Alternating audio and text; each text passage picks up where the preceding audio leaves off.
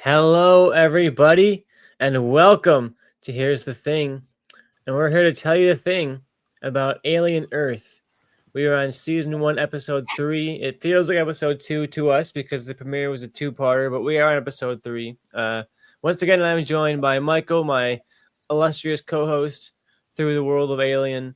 How are you doing, Michael? How you feeling? Scared after the episode this week? It's last week you're a couple of days late, but this week we actually managed to be live right after the episode. So I'm curious, what are your fresh thoughts? How are you feeling right off of the feed of the episode here?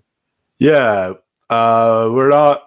We are fresh off the episode, but I am still at least glad. It aired about an hour or two ago, basically, a little over an hour ago. That way, I've had at least some time to marinate my thoughts. It's not like just a outright jumping in as soon as it's done. I've had time to mull things over a bit. And I really love this episode. I liked it probably even more than the first two. I think that there's some interesting stuff that they do here visually that we'll talk about, but also some kind of decisions they make that I was surprised about, and some things going forward that I'm intrigued where they go with. So. Yeah, I thought this was probably the most consistent episode so far. The first two had like that weird mismatch of tones and things like that, and this one felt pretty unified.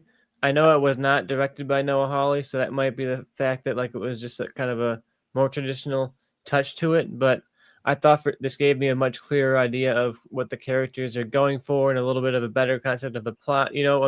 We had the first two episodes that kind of hook you in the premiere. They're like, here's a bunch of aliens, here's some action, all this stuff going on, and now we're on episode 3, and I'm like, okay, tell me what this show is actually going to be like week to week. What am I going to be watching? What are these characters trying to do? And after this week, I feel like I got a much clearer example of who these characters are and what they're going for. We had a lot of really fun moments where like the lost boys are able to be children, and I mentioned last week I want to see moments where they're kind of just hanging around and goofing off, and we get to see that here in this episode. It was kind of fun where they're goofing off and being silly around the eggs of the xenomorph. So you're kind of scared. You're like, oh, don't do that. But it's also funny because they're just kids goofing around. They don't even realize, the threat of what they're dealing with. That feels like a pretty fun joke on horror characters. And like you watch, especially Alien as a franchise, and you're like, these characters are just so stupid. Why would they ever do that? And you watch like stuff like Covenant or whatever it is, where they're biologists, and they're going down, and you're like, why would a biologist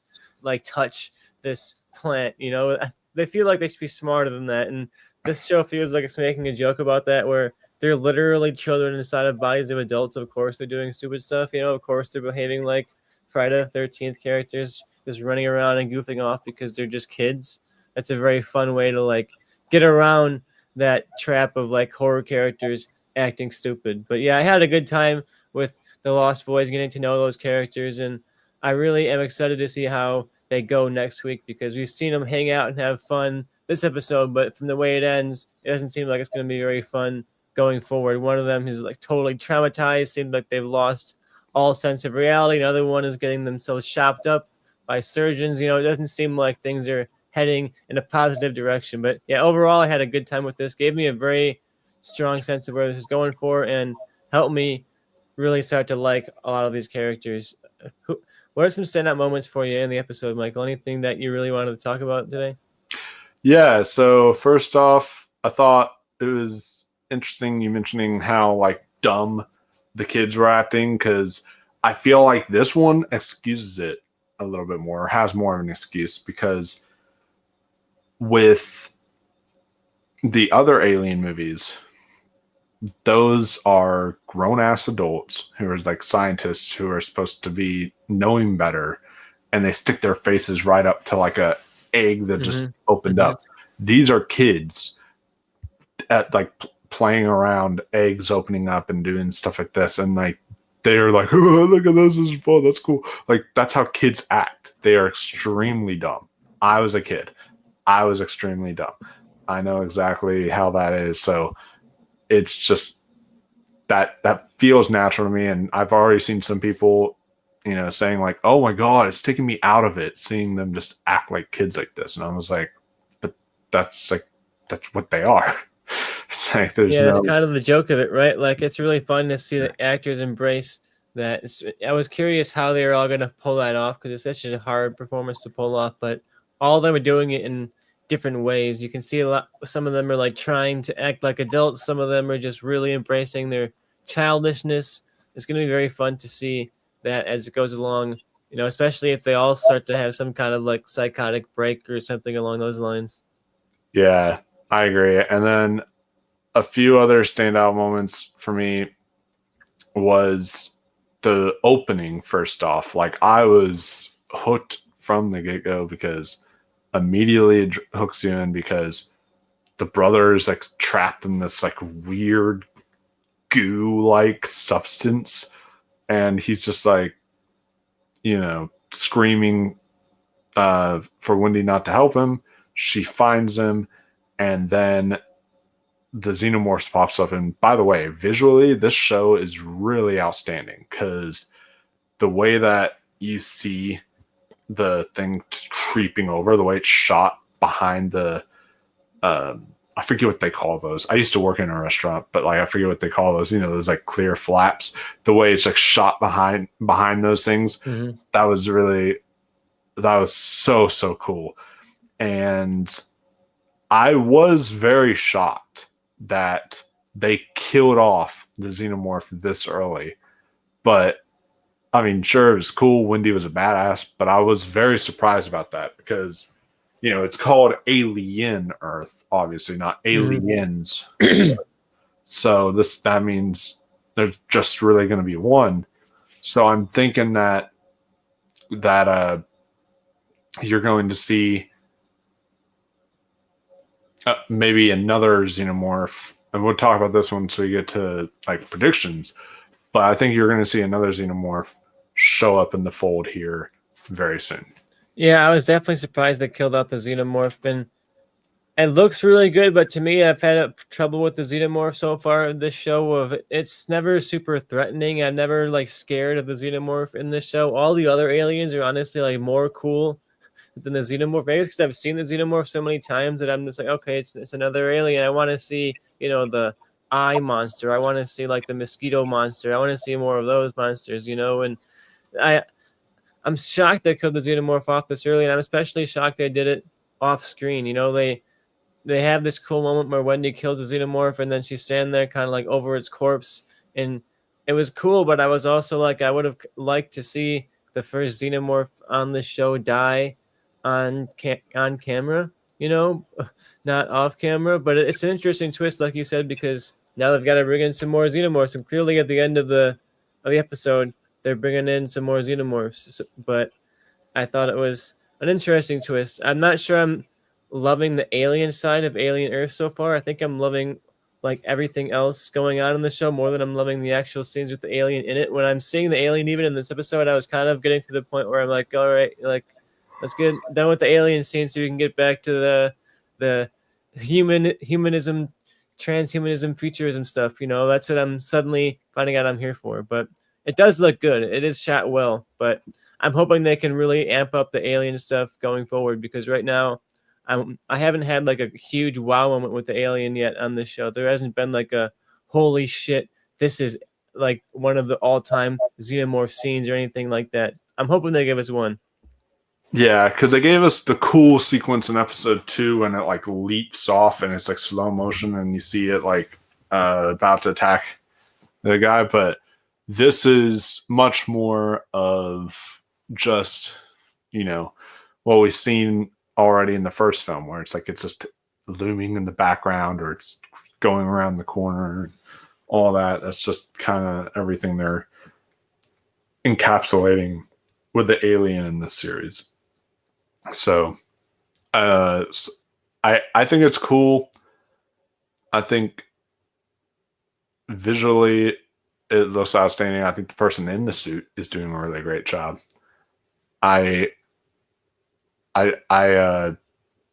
It's also a lot, harder to notice that it's a person in a suit, unlike the first film, which is, pretty noticeable. So I think they're doing pretty well there.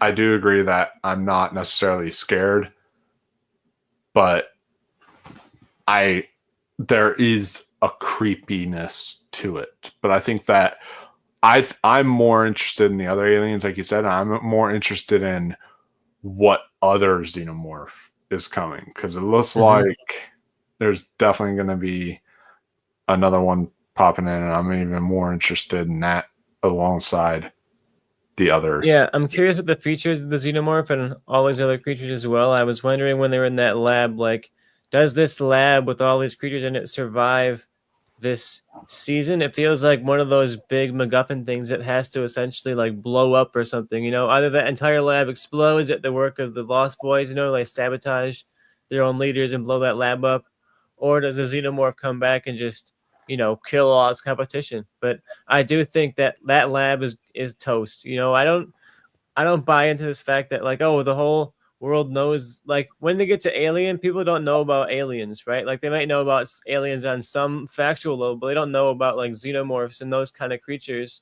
So they've got to in some way take care of that stuff. But I'm curious how that plays out. Yeah, that's something that'll be like later in the season, but it's a big Pandora's box to get closed by the end of the season. But I'm liking this so far. I want to talk about here this cyborg character that is pretty interesting. We don't really get a ton of ideas of like who he's working for, but he has really great conversations about like the nature of humanity, and he talks about how he's built of like the worst parts of man, and he kind of resents all the parts of himself that are human. It's a very interesting character, especially as a parallel to Wendy, who calls herself human despite the fact that physically she's not human in any capacity, right? Her whole entire body is synthetic, but in her mind she's 100% human, and the human parts of Wendy are what like empower her and inspire her and draw her forward.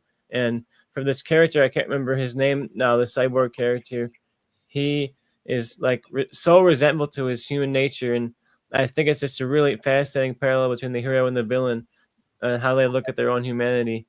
What do you think of that character, and what do you think some of his goals or like who he might be working for?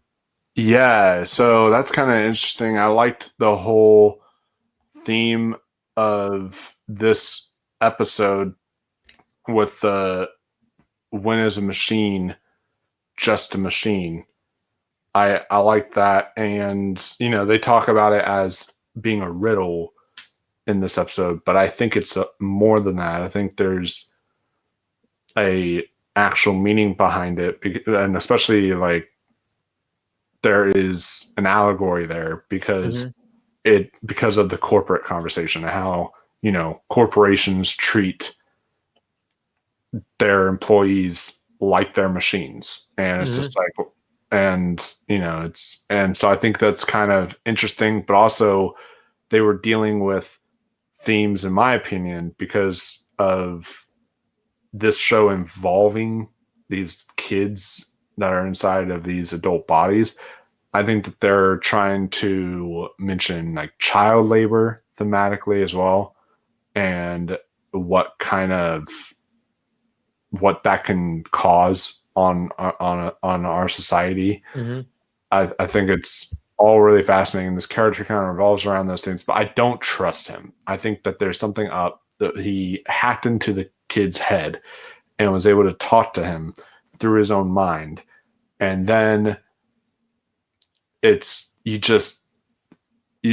see him talking to him like, would you be my friend? I think that there's going to be something where he is going to try to warm up in a fake way to this kid to be Mm-hmm. able to then use him for a for his own gain. Yeah, Something. we're seeing all of the characters essentially have someone that they're using, right? The cyborg is using that kid. You also have the madam. I can't remember some of these characters' names. They have such sci-fi names, like the madam from Babadook.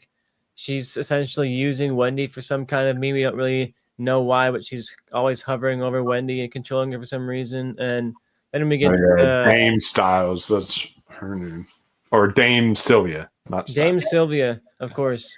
And then we also have this millionaire guy, Boy Cavalier, who seems to be Mm, using this.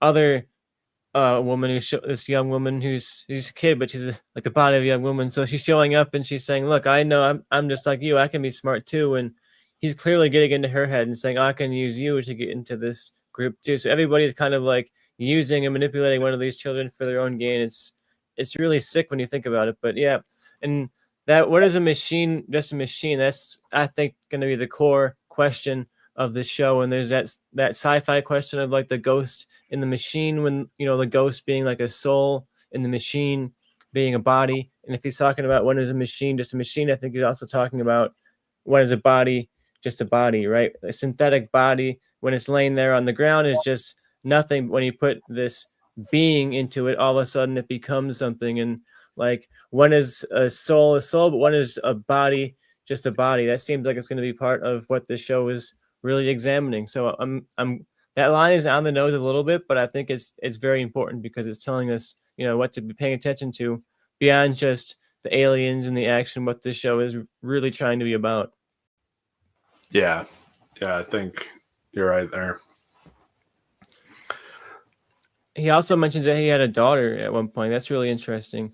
And he gets Oh, actually pretty yeah. emotional when he brings it up too. He's like, "Yeah, I had a daughter," and he laughs and almost cries a little bit. Something happened to that daughter. Surely we'll get some tragic backstory to her, but that's such a fascinating character because he has that cold, like machine side to him that is just ready to be calculated and destructive and take anybody down. But he also has that humanity. He has that human side that had a daughter, had a family, and he wasn't just some machine. He had a history. He had a past. He had all of these things happen to him and things that he's done. It makes him a really interesting character, and I cannot wait to explore more of that character. He's, for me right now, the character that I want to spend the most time with and explore the most because I really want to see where they go with him.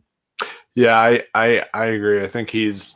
I was going to ask you who was your favorite synthetic because that was a conversation earlier in the show about who the favorite was, and that was another thing I loved because it's just like that's how children talk. They're always wanting to be favorited, and Mm-hmm. you're always wanting people to kind of accept you for who you are. And I think that we're seeing with this show that synthetics that these uh, robots are even more human-like and even more emotional than a normal human being is.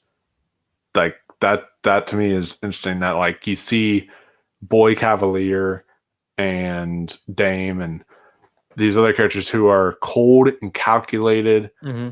and they just don't really care. They don't have the emotion there.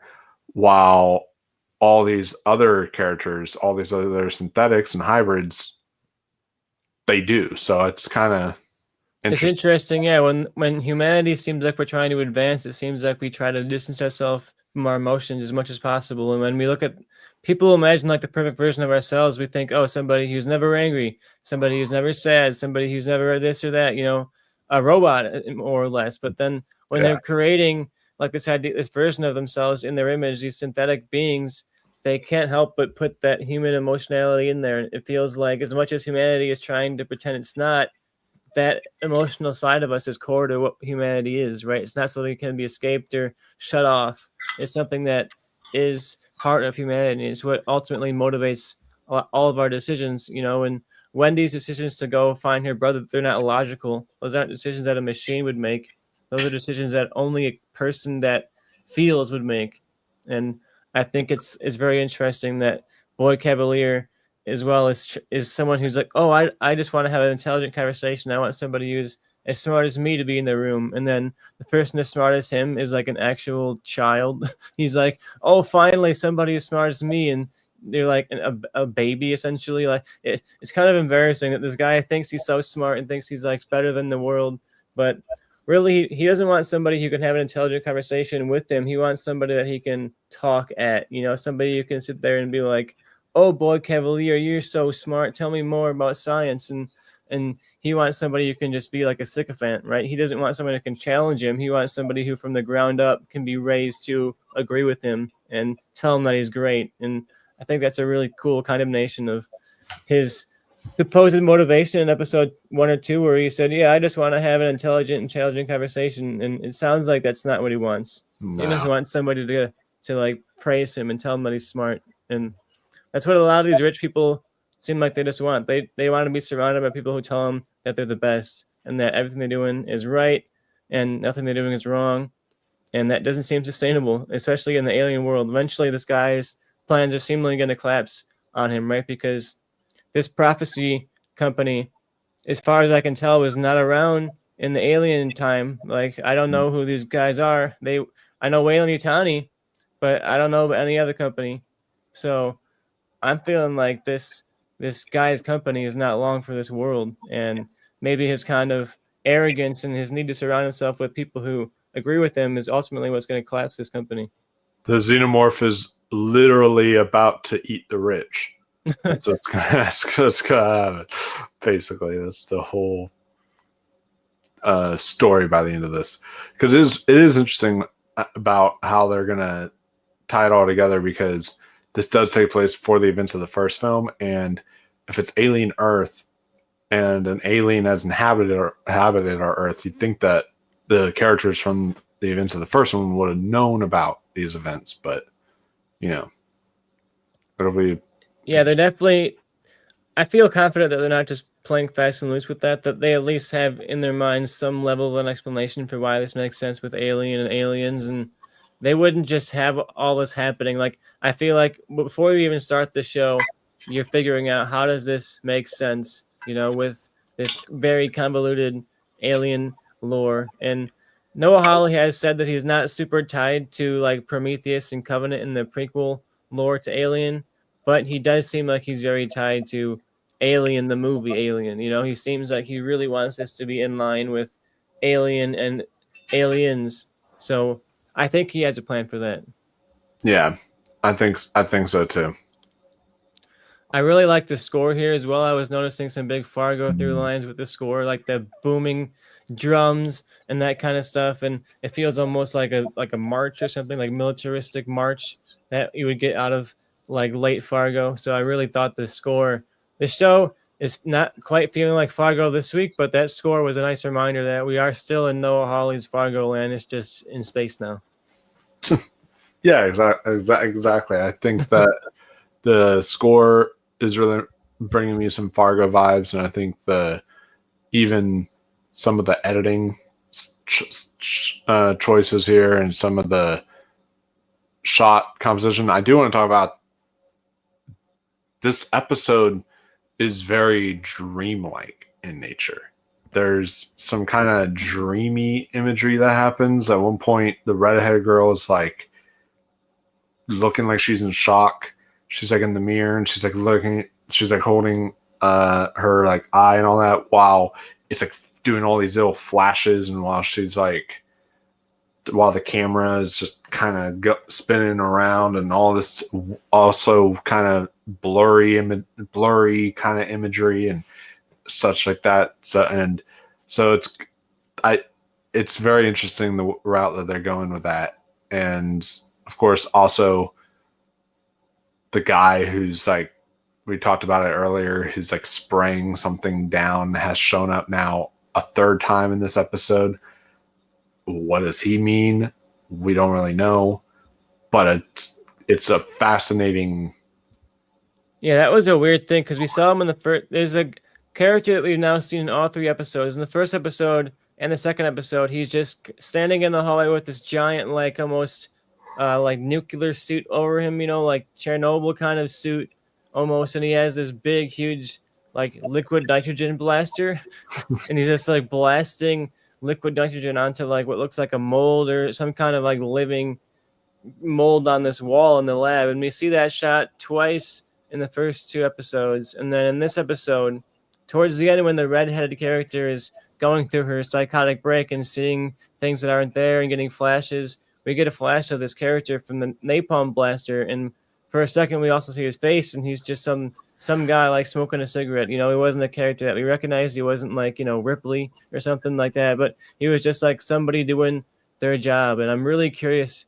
We saw him 3 times now, and I feel like when you show something 3 times in a row, You really want me to notice it. And Oh yeah. when this show is getting along and it starts building up its mystery box and showing us what's really going on and who's really at work here, what the actual plan is, keep your eye out for that nitrogen guy, because I think that liquid nitrogen guy is going to be the key to all of this. He's the Jar Jar Binks of the alien Earth. Oh yeah. Like they say, 3 times the charm. And there's like there's something suspicious going on. Yeah, do you have any other predictions? Because we're kind of towards the end of the episode, so uh, that's one of my predictions. I think that guy is certainly coming back, and I was looking out for him this week because I noticed the fact that he was there twice last week, and I was like, I know, I see you. He's there twice, and it looks like he literally repeated the same shot and just like reversed it on, Premiere. So you were like, let's get that in there again. Let's repeat that shot, and this one is like an expanded version of that same shot. So he's telling us something. You wanted to get that thing in there. I'm seeing you, Holly. I'm ahead of you. Maybe. Oh yeah. Anything you I predicting? think I can see where he's going with it, but I think that character, it'll be interesting to see how they tie in, if they are like connected to Wendy, or if they're connected to another synth, or maybe to Boy Cavalier or something like that, or what. It'll be very fascinating. A few kind of theories that I got going is, I think the redheaded girl is not just in shock. I heard some people say she's in shock. I think that whenever it didn't attach onto her, but whenever the eyeball alien creature went and leaped at her and she had her hand out like this and it was like trying to attach itself, I think that it sprayed some nasty looking eyeball juice Yeah. like down her mouth or something like that. And I think that she's slowly starting to get infected very slowly, and that you're going to start to see like something in her eyes are going to start like bulging up and everything. Because I noticed they showed a lot of the eyeball creature this episode. Like they didn't do a lot with it, but they showed a lot. And even at one point when she's going kind of nuts and everything. So I think that there's going to be something bigger at play there with her character. What do you think? Yeah, I'm really curious how much of this was orchestrated, and it seems to me that these characters, these lost boys, may just be guinea pigs, and the ultimate goal of Boy Cavalier seems to be to create like the perfect forever body for himself, right? Someone for him to upload himself into so that he can live forever with no flaws and no sicknesses and none of that stuff. So it seems like they created these lost boys, at least in my theory, as a way to, you know, test the limits of these beings, make them sick, give them, cancer, give them this and that, infect them with alien diseases, expose them to parasites, every single thing you possibly could think to, human testing essentially. And then you can eventually find the perfect body for yourself and the perfect body to upload yourself to. And if somebody challenges you and says, what the hell are you doing? These are, people, these are humans. You say, they're not humans, these are synthetics. I'm not doing anything illegal here. There's nothing here you can arrest me for. These are all synthetic beings. There's no humans being killed here. And I could see that being essentially what the ultimate plan is here, because he shares in that scene towards the end, like, he wants to essentially upload himself eventually, right? He wants to live forever. And I think it's definitely in the realm of this show to have this rich company just be using these kids like guinea pigs, like little meat sacks, like little cogs in their machine, who were eventually going to find the perfect being for him to upload to. And, there's plenty of sick kids. There's plenty of kids lining up who would do this. If you die, okay, well, let's get another kid who's sitting there waiting for your shell, and I think that is the ultimate plan of Boy Cavalier. But that's how I'm feeling. And what do you think? Do you think that these are guinea pigs in kid suits and adult suits? Yeah, I think absolutely that he doesn't care about any of them. I think he's completely okay if they die. The only one it seems like he has remotely any care about might be Wendy. But I think that the reason why is I think he plans on maybe implementing himself into Wendy or something at one point, even though it'd be in a girl's body. It's like that is him being able to show that, oh, I can live forever by implementing my conscious into her. And that's why he was so adamant on like her being his favorite and everything. Is I think that there's something specifically he wants with her. Mm-hmm. But I do think though that that's the whole reason that he has these kids, you know, working for him and doing the what they're doing. And I think that's where the whole child labor allegory goes, because of just how they're using kids for their own gain. He's just, and like at the beginning of this episode, we've seen before that he can basically look through their eyes like cameras and everything. And he kind of didn't care when Wendy was getting attacked and all of this, because he could have easily sent people over there to stop the xenomorph. But if he was actually watching through her eyes and actually cared remotely about what's happening to her, but it seems like he doesn't. And I think that he is actually going to have a wake up call at some point, which is going to be interesting. Not that he's going to necessarily have a redemption arc. I don't think he's going to be redeemed, but I think there's going to be something where it's like he fucks up, and it's like, oh shit, and there's going to be a character like Timothy Oliphant's character to kind of point out something that he did. And it's just, yeah, I think he's gonna at some point have to be checked, right? He has this arrogance, he has this sense that he's the dominant organism, he's the top of the food chain, nobody can stop him, but something's gonna come along and stop you. That seems to be what the show is saying in regards to like predators and prey and like survival. And they had that lines towards the beginning of the show, like humanity loves to think that we're at the top of the food chain until we're actually in the food chain and we realize that we're not.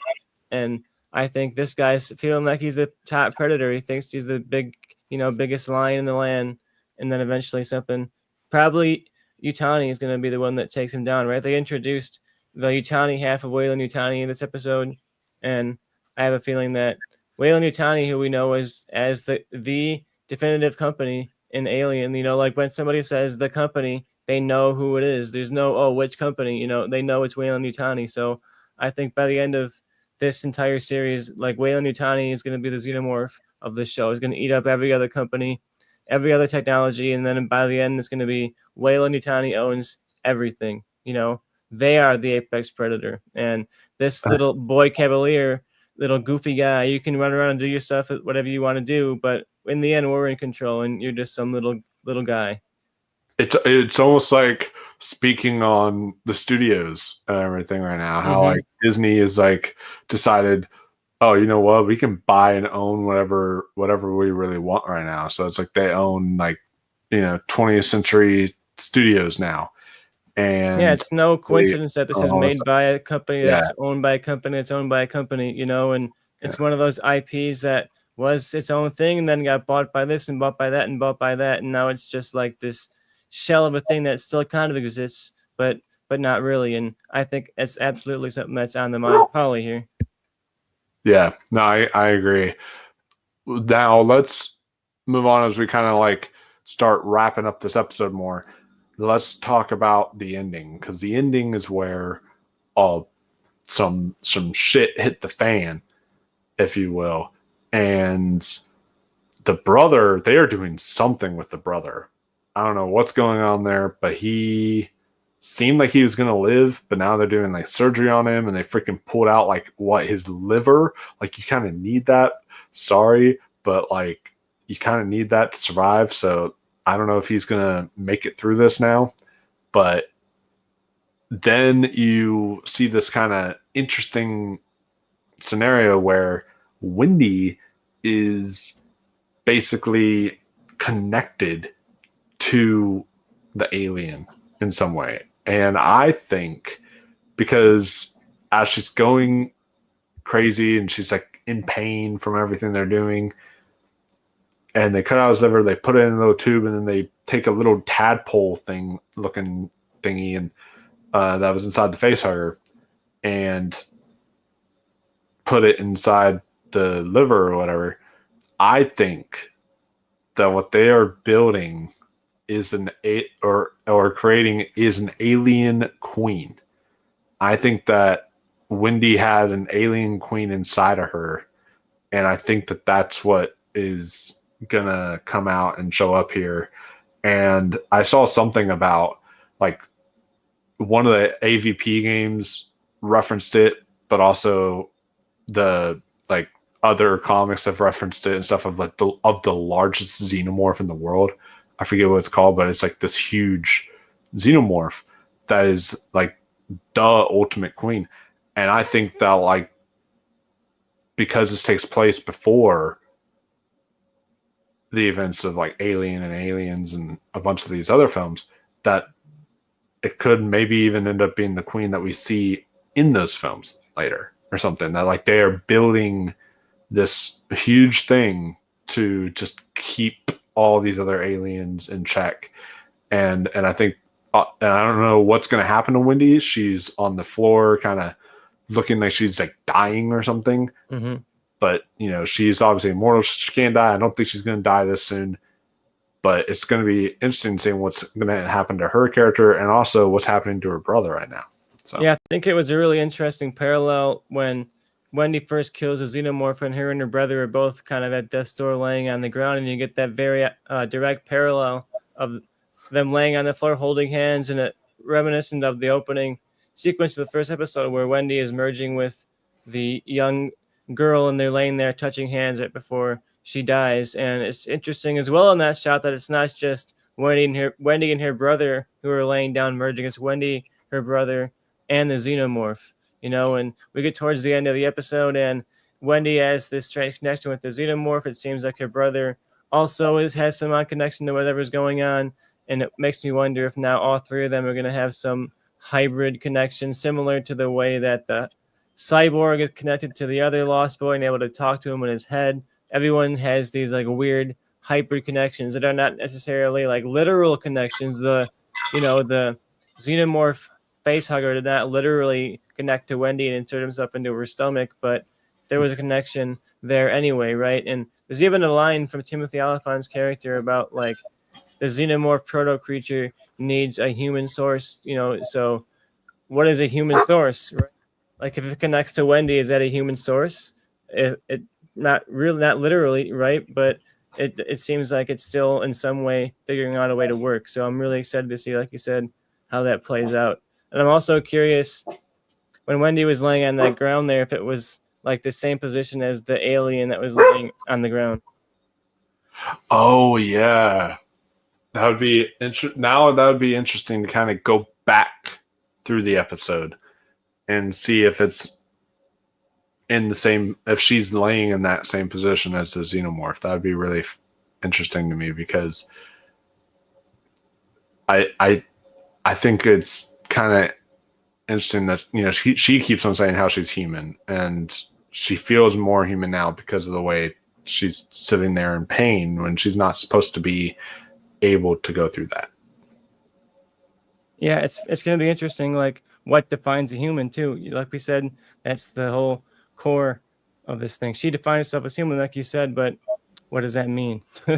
Yeah, I do want to bring it back to that redheaded girl who's losing it though. Like she's not just losing it, like she seems to be like losing that connection between herself and her core self. Like she's getting flashes of who her original self is. It seems like that process is not really working like that. Oh, it's perfect. It'll blend you and no connections left. It seems like there's definitely a connection left. And that little girl is still trapped in there saying, when are we going to go home? And that's pretty scary. Oh yeah, yeah. No, I agree. I think it's something that is pretty scary here, and I wanted to point this out real quick because I feel like, especially with that redheaded girl, that this and with Wendy being connected to this alien or whatever, that I feel like there's something here that Noah Hawley is trying to convey. And knowing who Noah Hawley is, I don't think the episode title is just an episode title. I think there's something more to it because the episode title is called Metamorphosis. And there is a book called The Metamorphosis. And basically, it is a novella by Franz Kafka, first published in 1915, that tells the story of Gregor Samsa, a traveling salesman who wakes up one morning find himself transformed into a large insect. The story explores themes of alienation, isolation, and absurdity of existence. So I think that that's it's not just titled Metamorphosis for, the title's sake. I think that it does connect to that book and what it's talking about, and how humanity it's just gonna basically look like one thing, but then how they slowly can turn into a monster. Mm-hmm. How we as humanity can just turn into monsters and everything. So I think that's kind of Yeah, and there's also an element of metamorphosis about like the world is not built for a bug person to walk around in. Like he struggles to like go to work, he loses his job, he loses his wife, and all these kind of things. So I'm curious to when they explore that metaphor further. Like the world is not built for children inside of the bodies of adults, right? And what are their struggles going to be when they're trying to adult and like trying to work out life? And it's my understanding of it is it's not just that they're children inside of adult bodies; they're going to be like that forever, right? It's not like the child self is growing up, they're permanently like this child self inside of this adult body forever, right? And that is pretty terrifying to be stuck in that moment of immaturity forever. You're like your body's not meant to be like that, and it's going to be very interesting to see how they pull that off. And as they adjust, like we saw, that redheaded girl is not adjusting well, that human is still there inside the bug saying, help me. yeah. So I think it's going to be interesting to see how that unfolds. I think we may have covered most of my predictions here. What else do I have? We talked about liquid nitrogen guy. We got to figure out liquid nitrogen guy. Yeah. Any other predictions you have going forward for some of these characters?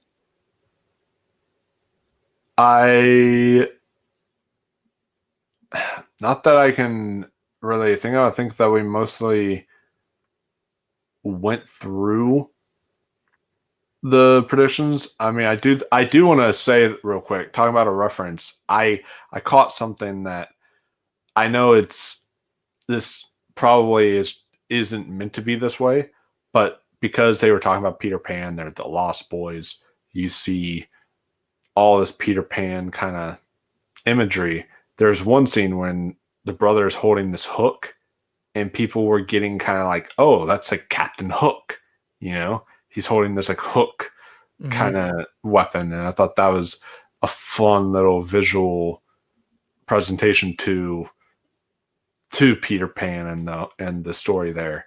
Yeah, I can't wait to see what happens to that Peter Pan stuff because they bring it up this episode pretty directly. They're like, "Why Neverland? Why Wendy?" And they give you an answer, but it doesn't seem like a satisfying answer. It seems like there absolutely is some kind of intelligent design there, And I really wonder when they say your name is Wendy, like, is that a chicken and egg scenario? Like, is Wendy named after Neverland, or is Neverland named after Wendy? Right? And we saw in the first episode that I think it was Cindy, the 11-year-old girl who is now inside of Wendy. Like, as she's dying, she says, "Oh, she seems like a Wendy," and Yeah. I still wonder, like, is that where Wendy got her name, or is that like we've seen now one of these like freak connections where there's no way she should have known her name is Wendy, but in that moment, for some reason, somehow she knew her name was Wendy, and that's why everybody in that scene kind of freezes and looks at her and is like, "Did she just say Wendy?" And for me, that's what it.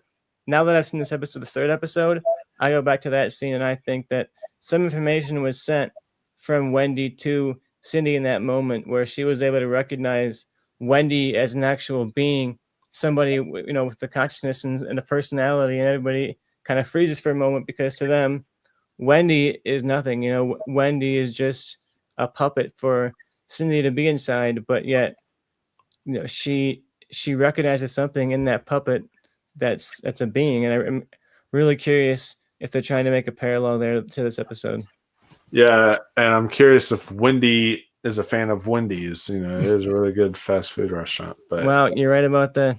Yeah, with the name and all. But no, I definitely agree that I think that there's more to like I think the Ice Age stuff was just kind of on the nose, kind of just like here's a fun little Hmm. reference. It isn't just me being Noah Hawley, but I think that with Peter Pan, I don't think it's just fun references. Like they go into literally saying, well, in the book, this and this like happened. Like because characters in the dialogue talking about what happens in the book of Peter Pan. I think so. Like I think that this is going to have more of an impact to the actual story than we're giving it credit for. Yeah, I'm definitely thinking they're gonna go somewhere with that, and I can't wait to to see more of how planned this actually was and who was behind all this stuff. And that's clearly where the mystery box is going. It's not really about the alien or any of that kind of stuff. It's certainly about like this plan with these kids and who is behind all of that. And we've gotten more information about it. It's Boyd Cavalier thinks he's behind it, but I definitely don't think he is. There seems to be somebody who is pulling his strings or like letting him play around. He doesn't seem like he is actually in control of this thing. And yeah, I'm curious when they pull the veils back who really is. We saw Utani this week, and I think she's credited on IMDb for 7 episodes. I don't know how much you can believe IMDb. Sometimes there's just like numbers on there, but she's on every episode except for this first episode or so. Like she seems like she's going to be a regular character. Yeah, that'll be interesting. And yeah, I still want to follow up my theory last week where I thought at some point we were going to see the brother merge with his sister and become a singular, being with all three of those beings within it. And I'm still on that, even more so, honestly, on that theory now because they've been playing fast and loose with who's inside what body and who's hybriding with who and all these different themes and versions of a connection. So I think we definitely within the next like couple episodes, if not next week, we're going to see the metamorphosis process once again with the brother and Wendy and Cindy all kind of merging into being one being. Yeah, I could see something where maybe Wendy is actually like dying in that very scene that we're seeing happen to her, and that maybe the only way that they feel she can live is by implementing Sydney into her, or like her own brother or something into Yeah, her. because this connection with the xenomorph is certainly painful to her and like debilitating to her, and she's gonna have to get past that somehow. It's either gonna be get rid of it, or it's gonna be similar to the cyborg talking to the Lost Boy. Is she gonna find some way to communicate with the xenomorph in some way to like get it on her side or get it to at least be out of her way, something like that. When you think about nature and like when there's two predators in nature, sometimes they'll just say, okay, you take your half of the forest and I'll take my half of the forest, and we'll live like that so we can both survive. And I wonder if that might be something that ends up happening with between Wendy and the xenomorphs, where it's like, look,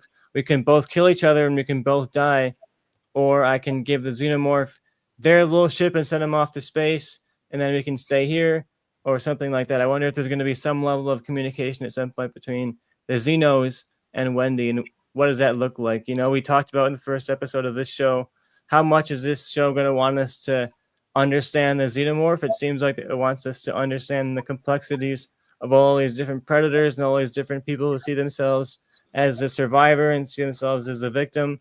Are we going to be seeing the xenomorph as a victim by the end of this, as a victim of exploitation and experimentation as much as anybody else? These humans just showed up and took these eggs out of their home, started tearing them apart and pulling these cells out of it and mushing them all together, and like that's destructive behavior. That's as bad as any destructive species, and I think that's definitely going to be something that they're coming back to, especially if they do end up finding a communication line between Wendy and the xenomorph. I'm just really excited to see what does that look like. What does the xenomorph have to say? Xenomorph with subtitles. Was that going to be like Son of Godzilla or whatever it was, where they started putting subtitles on Godzilla, and you were like, that? I don't know if I like that. Well, this could be a sort of like what we talked about. I don't think, even though the AVP films have showcased it this way, I don't think that the aliens are all just bad. I think Mm-hmm. that they are just trying to survive. I think that they are just trapped by again humanity. I think that the show is gonna showcase just how evil humanity is, that we are actually the villains, and that the xenomorphs we are just basically using for our own gain to, that we are in their habitat. And I think that this could be a really interesting way to explore a theme thematically like that with Wendy, where she could talk to it and connect to it and then understand it and realize that, hey, this thing is the mother of this xenomorph. That this like facehugger inside this, hey, this is the mother of this trying to protect her young, or this is, something like that. That's just, they just want to get out. They just want to, go roam somewhere, and we're here. Like, we could leave and let them just roam and make this ship their home and make a new home on a ship, but we're not going to do that, So Yeah, I'm really, really excited to see how this goes. I really like this episode. It is probably my favorite of the 3 episodes. I thought the first 2 episodes were really interesting, like introductions to this world, and I was enjoying a lot of parts of it, but I was also kind of put off by parts of it, and I wasn't sure it was all blending together super well. And this episode feels super consistent, really tonally blended together. It doesn't necessarily have like a ton of Holly weirdness or any like big action set piece or anything like that, but it has enough of it. It has, some gore here and there. It has some surreal elements that make it really interesting. It's not just a straight up normal like Battlestar Galactica straight sci-fi thing. There's a lot going on here that makes it feel unique. So I'm curious as we go along, like, and we get further into the show and further away from that premiere, does it lose that style and lose more and more of that Holly weirdness, or does he bring it back and make himself known again a lot more on the screen? I'm really curious to see how he balances that stuff, because this one pulled it back a lot more than I expected it to pull it back. yeah, agreed. That's all I've got to say, honestly, about this episode. I feel like we covered it pretty intensely. I'm really excited for next week. I feel like it's going to give us an even better picture of what's going on. And yeah, we ended it on such an intense note. We're going to be kicking it off, I feel like, with some action, essentially like right away next week. Yeah, I think next week is going to be a lot more of an action-packed episode. You may not see much of like a xenomorph, but I think you are going to see much more of like these aliens and everything that are all throughout the ship, and maybe like see a face hugger attach itself to a human host, something like that. So should be interesting. Yeah, I'm really curious to see a facehugger attach itself to a non-human host. Like I mentioned, you need a human host to survive. What happens if it attaches to the cyborg? What does it suck out all that humanity, and what's all that's left is a cyborg guy? I wonder what that's going to look like, and that line seems intentional. So yeah, I think that might be something we'll see next week. Give me some more face huggers attaching to weird stuff. See what comes out. Mix all these aliens together and get me something crazy. Especially with them being hybrids, it's like they are half human, so could be interesting. Yeah, I can't wait to see how it all lines up. And we got another Alien movie coming out pretty soon. We got a Predator movie coming out sooner than that. Are we going to start seeing the track laid here for any of those things, or is this going to be like a totally standalone story? If there's going to be track laid, we're going to start seeing it laid like when we get towards the second half of the season. So sooner than later, we might start seeing some setup. Yeah, I think and there's a lot going on. There's just like so many themes you can talk about, so many characters and storylines. It's a lot to wrap up in one season. So I'm hoping that this is not like a one and done show. I'm hoping that they can keep this thing going, but I'm also hoping that they can get to the end of this season and I feel satisfied, right? Like there's so much going on right now that I'm getting like that TV anxiety where I'm like, they got a lot to wrap up here. Like I'm hoping that by the end of this season, we can feel like we made a lot of traction on these plots and like learned something about these characters and actually got to some level of an ending. But I'm curious. We don't know anything about season 2 or anything like that. So I'm hoping we get more of a shape of that going forward. I think we will, because this is, first off, this is only 8 episodes, which I think it should be like 10. I don't like it when shows are 8 episodes or whatever, but I know apparently this is dominating the streaming charts right now. This is like the #1 streaming show in the world.